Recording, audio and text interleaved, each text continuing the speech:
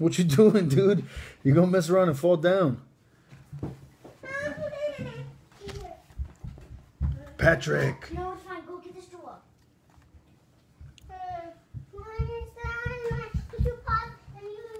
What's happening? Man, I apologize right now. My phone died. Aww.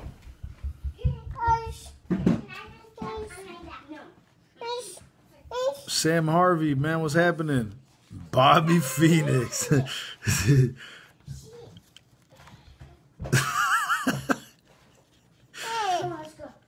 Audience of one, Bobby.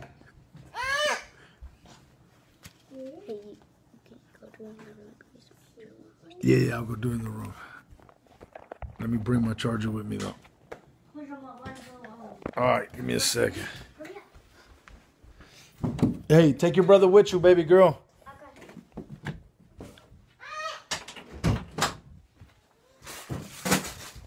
All right, let me hook up my phone right quick before it dies again. All right, so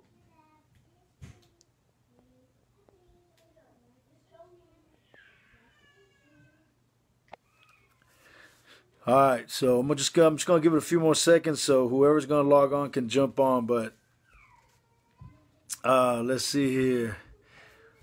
Oh man, I'm getting nervous now. We got Fred Mendez in the building. God bless you, bro.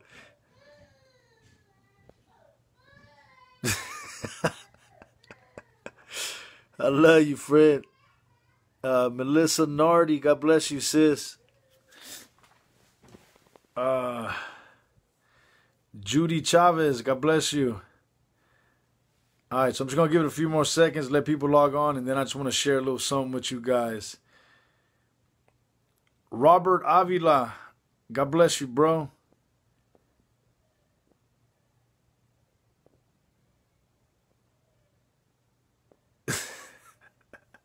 Oh, my gosh. Oh, man. Teresa Chavez out in Roswell, New Mexico. God bless you, sis. Oh, my goodness. Michaela Allen out in Mississippi. God bless you, sis. All right. So I'm just go ahead and jump into this real quick.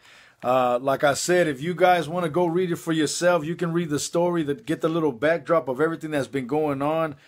You can start like in chapter 5. This is in 1 Samuel chapter 5 and on. You can read on, but I'm gonna be reading in 1 Samuel chapter 6,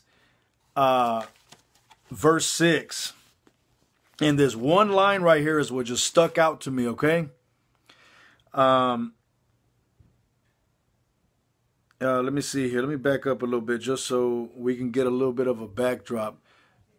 All right, let's see. Let's see.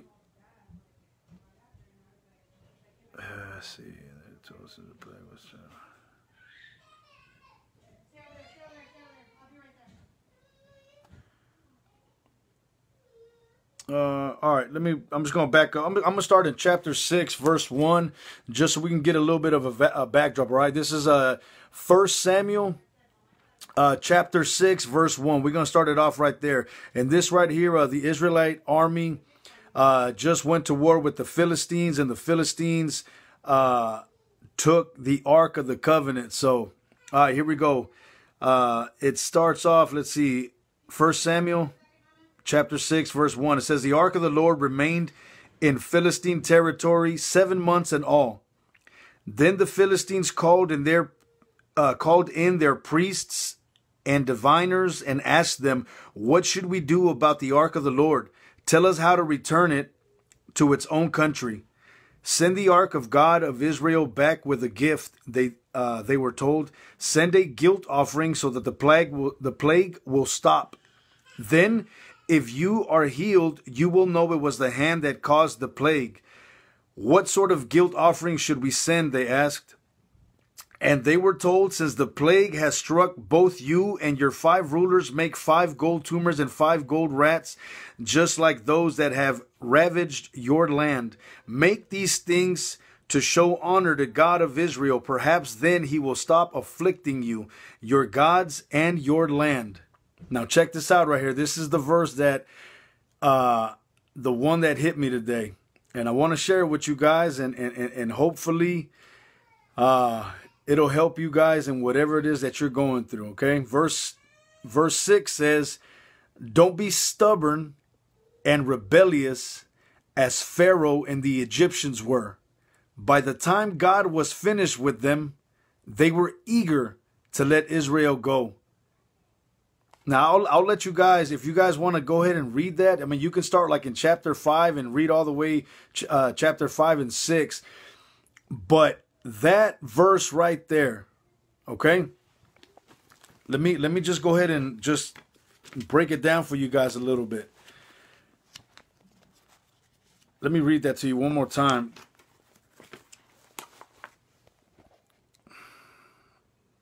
Don't be stubborn and rebellious as Pharaoh and the Egyptians were. But the time God was finished with them, they were eager to let Israel go.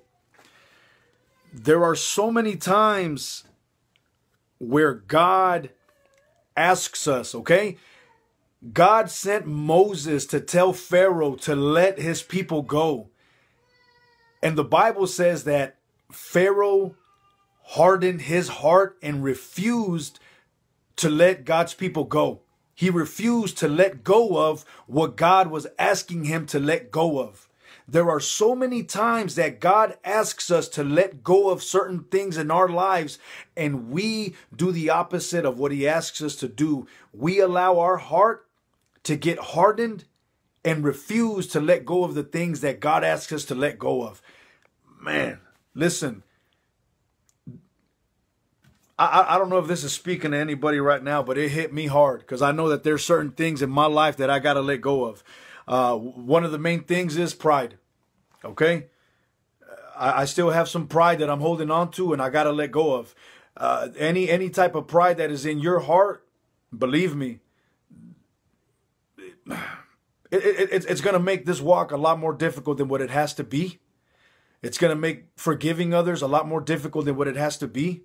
It's going to make loving others more difficult than what it needs to be. It will make this walk, and even if you ain't a Christian, okay? Even if you're not a Christian and if you ain't trying to walk this walk, any type of pride that is inside of your heart will make your life a lot more difficult than what it needs to be. Now, let me read that one more time. Don't be stubborn and rebellious as Pharaoh and the Egyptians were. By the time God was finished with them, they were eager to let Israel go. Man, I'm just going to say this to you. I encourage you that if God is convicting you in any area of your life and he is asking you to let go of certain things, I encourage you to let go of them. If God is asking you to let go of it, I encourage you to let go of it. Soften your heart. Do not allow your heart to get hardened, because if you harden your heart, by the time that God is finished with you, you're going to be eager to let go of it. Listen to me. Oh my gosh. I'm telling you, do not allow your heart to get hardened. And if it is hard in certain areas, I encourage you to ask God to do what needs to be done so that your heart can become soft again. Ask him to remove that heart of stone and put a heart of flesh inside of you so that you can be sensitive to the things that he's asking you to do. It's not an easy task, but it's something that's very needed. It's something that can be done if we allow God to do it. If we try to do it ourselves, it's going to be very difficult. So I encourage you, do not allow your heart to harden. If God is putting something in your heart, if he is convicting you of something and asking you to let go of it, let go of it. Man, I appreciate those that that jumped on and just logged on. If you barely logging on, by the time this thing's over, go back and listen to this message. But I pray that this right here was confirmation for somebody. I pray that this did, that it didn't only impact me, but it impacts you and helps you. I'm going to be logging off of Facebook for a few weeks. Just got some things that I got to get in order. But I pray that right there helped you guys. I encourage you to keep walking, to keep growing. If you don't go to church, man, I encourage you, find a church that you can get plugged into and grow. Find some mature believers that you can walk with, that you can open up to, and that will help you in your walk. But I'm going to get up out of here. It's already 10 o'clock over here where I'm at, and I got 3 kids that I got to go help my wife get ready for bed. But I love you guys. I appreciate your support, your prayers, just everything. I appreciate it.